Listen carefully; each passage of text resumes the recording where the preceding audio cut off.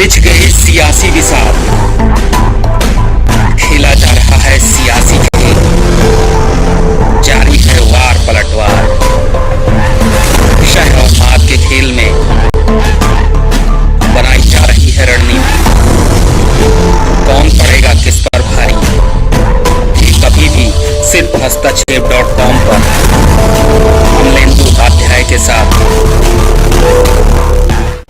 तो दोस्तों, देश की सबसे पुरानी और अभी सबसे बड़ी विपक्षी पार्टी कांग्रेस पार्टी कर्नाटक में बड़ी जीत दर्ज करने के बाद अब नए हौसले से भरी नजर आ रही है और आने वाले चुनावों में उसकी दावेदारी मजबूत होती जा रही है। जहां सत्तारूढ़ बीजेपी के हाथों से जीत फिसलती जा रही है और जहां सत्ता है वहां हालात संभालना मुश्किल हो रहा है, वहीं कांग्रेस ने अपनी बिगड़ी बातों को दुरुस्त कर लिया है। ऐसा क्यों कह रहा हूं तो आगे सुनिए।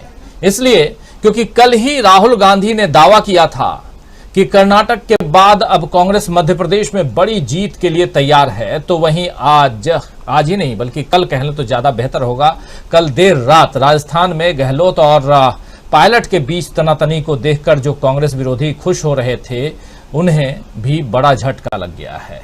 क्योंकि कांग्रेस अध्यक्ष मल्लिकार्जुन खड़गे से बैठक के बाद गहलोत और पायलट दोनों ने साफ कर दिया है कि वे बीजेपी के खिलाफ मिलकर लड़ेंगे। यानी राजस्थान में ऑपरेशन लोटस की कोई संभावना अब नहीं बची है और न ही कांग्रेस में अंदरूनी विरोध का कोई लाभ लेने की स्थिति में बीजेपी है, बल्कि बीजेपी के आंतरिक कलह राजस्थान में फिलहाल निपट नहीं रहे हैं। यही हाल मध्य प्रदेश में भी है। इन दोनों ही राज्यों में जल्द ही चुनाव होंगे और बीजेपी कांग्रेस का यानी कि दोनों का, बीजेपी और कांग्रेस दोनों का आमना सामना होगा, आमने सामने मुकाबला होगा। तो जाहिर है कि बीजेपी के लिए मुश्किलें बड़ी हैं और कांग्रेस अपनी मुश्किलों को आसान बना चुकी है। छत्तीसगढ़ में तो पहले ही बीजेपी की हालत भूपेश सरकार के सामने खस्ता है। तो कुल मिलाकर इस साल के बचे हुए चुनाव कांग्रेस की मजबूत दावेदारी के सामने बीजेपी के लिए बड़ी चुनौती बन गए हैं। कल जो कुछ हुआ, मीटिंग के बाद केसी वेणुगोपाल बाहर आए और उनके साथ एक तरफ अशोक गहलोत तो दूसरी तरफ सचिन पायलट थे और एक लंबी मैराथन मीटिंग हुई, 4 घंटे की मीटिंग। और इस मीटिंग में क्या कुछ निकल के आया, जरा सुन लेते हैं केसी वेणुगोपाल ने क्या कुछ कहा था। बहुत महत्वपूर्ण मीटिंग थी और इसके बाद बीजेपी को झटके पे झटका क्यों लगा वो भी देखेंगे हम। लेकिन पहले सुनिए क्या कुछ कह रहे हैं केसी वेणुगोपाल, जो महासचिव हैं संगठन के कांग्रेस के। सुनिए। In view of the upcoming Rajasthan Assembly election, Congress President and Rahul Gandhi ji had a detailed 4-hour-long discussion with Ashok Gehlot ji and Sachin Pilot ji and in charge also. In this discussion, we have decided to fight election unitedly. Both of are in agreement that Congress party has to go together and definitely we will win election in Rajasthan, because Rajasthan is very clear that Rajasthan is going to be a strong state for Congress party. We are going to win. Therefore, both the leaders, Ashok ji and Sachin ji, unitedly and unanimously agreed with the proposal of these things. Both the leaders are agreed to go together and it will be a joint fight against the BJP. We will win the seat. This all.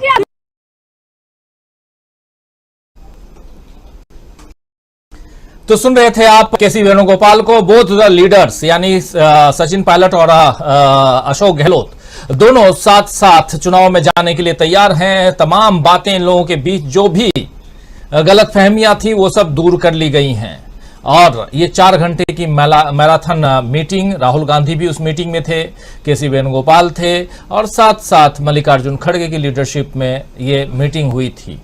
और इस meeting के बाद एक बहुत बड़ा झटका ये कांग्रेस की तरफ से बीजेपी को माना जा सकता है, जबकि इससे पहले राहुल गांधी एक दूसरी मीटिंग में भी थे और वो मीटिंग थी कमलनाथ और दिग्विजय सिंह के साथ, और उस मीटिंग को भी कंडक्ट किया था मल्लिकार्जुन खड़गे ने। उस मीटिंग में राहुल गांधी बाहर निकल के आए, मीडिया से बात की उन्होंने और साफ साफ कहा कि हम मध्य प्रदेश में 150 सीटें लेके आ रहे हैं। आइए सुन लेते हैं एक बार फिर से, कल आप लोगों ने सुना है, लेकिन मध्य प्रदेश क्यों महत्वपूर्ण है, क्यों मध्य प्रदेश से ज्यादा इंपॉर्टेंट है राजस्थान, ये सब इस पर भी हम चर्चा करेंगे। और चर्चा ये भी करेंगे कि पहलवान क्या करने जा रहे हैं, राहुल गांधी कहां पहुंच गए हैं, ये सारी बातें करेंगे। सुनिए जरा, देखिए राहुल गांधी को। अभी हमारा डिस्कशन हुआ, लंबा चौड़ा डिस्कशन हुआ और हमारी इंटरनल असेसमेंट है कि 136 मिली कर्नाटक में। हमारा इंटरनल असेसमेंट है कि हमें एमपी में 150 मिलने जा रही है। तो कर्नाटक में जो किया उसको हम रिपीट करने जा रहे हैं। Thank you. तो हमारा इंटरनल असेसमेंट है कि 150 मिलने जा रही हैं सीटें हमें मध्य प्रदेश में, एमपी में, और कर्नाटक में 136 सीटें, 135 सीटें आई हैं इन 135 सीटों। और वहां भी हालांकि, और आप जानते हैं कि मध्य प्रदेश में 230 सीटें हैं टोटल विधानसभा में, उनमें से 150 सीटें मिलने जा रही हैं कांग्रेस पार्टी को। ये दावा कर रहे हैं राहुल गांधी, तो जरूर कोई ना कोई बात होगी तभी ये दावा कर रहे हैं, और 150 को लेकर लगातार राहुल गांधी दावा कर रहे हैं। उससे अलग राजस्थान को लेकर के बीजेपी थोड़ी खुश इसलिए अभी तक नजर आ रही थी क्योंकि बीजेपी के सामने एक बहुत मजेदार तथ्य सामने आ रहा था। सचिन पायलट नाम का बंदा जो अपनी ही पार्टी को और अपने ही मुख्यमंत्री को चुनौती देता हुआ दिखाई दे रहा था। 31 तारीख कल है और कल ये अपनी ही पार्टी के खिलाफ आंदोलन करने वाले थे, लेकिन अब वो आंदोलन भी इन्होंने रद्द कर दिया है और अब साथ मिलकर चुनाव लड़ने का वादा इन दोनों ने किया है। अशोक गहलोत मुख्यमंत्री हैं और उनका कहना है कि